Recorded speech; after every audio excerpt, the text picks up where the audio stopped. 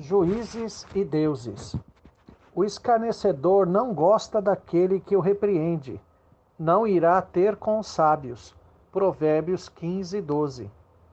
Embora saibamos que a palavra de Deus foi concebida pelo Espírito Santo como resposta para todas as nossas questões existenciais, ficamos mais e mais admirados com a abrangência e precisão. Certamente, todos nós já vimos pessoas que são ácidas para criticar todo mundo, mas não admitem que alguém lhes aponte seus próprios erros. É exatamente disso que Salomão está falando já naquela época. Devemos entender corretamente esses conceitos. O escarnecedor geralmente não se vê assim. Essa é uma primeira dica que deve levar-nos à autoanálise. Ele é sempre visto pelos outros. São aqueles que me rodeiam que saberão se sou ou não um escarnecedor.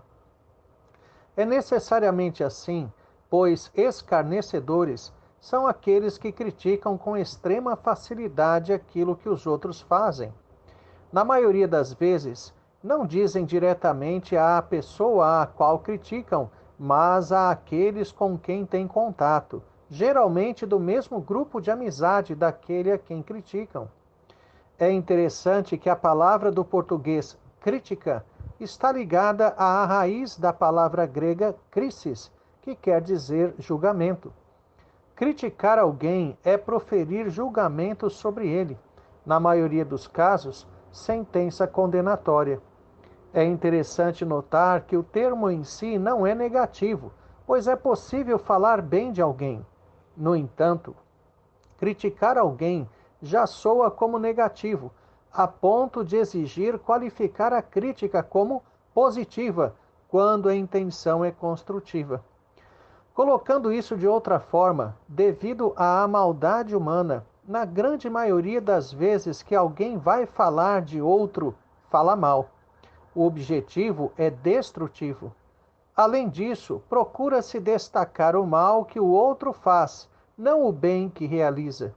Dificilmente vemos pessoas exaltando algo de bom feito por algum conhecido em comum. Geralmente, o julgamento é sempre uma sentença condenatória, algo que despreza e diminui aquele de quem falo e, consequentemente, exalta a minha pessoa como melhor, pois o que fica é que as meras palavras condenatórias do ato alheio são a prova contundente de minha superioridade. Toda crítica maldosa é maledicência e tem como objetivo a exaltação daquele que critica.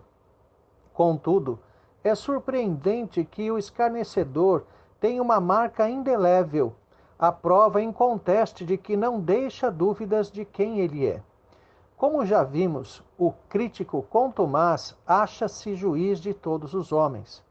Um dos grandes problemas de ser juiz é conter a própria soberba e arrogância. O poder de decidir sobre a vida alheia é um atributo divino.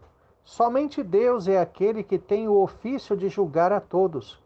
É certo que ele confere autoridade aos homens para julgar. É por isso que o judiciário tem o aval divino para existir e operar justiça. No entanto, mesmo os que julgam sob a autoridade divina têm extrema dificuldade com a própria soberba, pois o exercício do ofício os assemelham à própria divindade.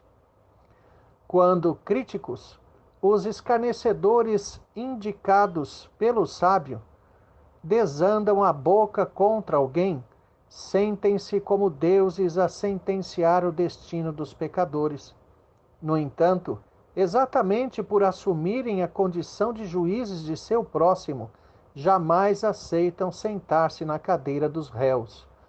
Assim, acham-se no direito de descer a língua de dois gumes, em tudo e todos, mas ai daquele que ousar falar, ainda que honesta e sinceramente, dos erros que o escarnecedor comete, apontar-lhes seus pecados.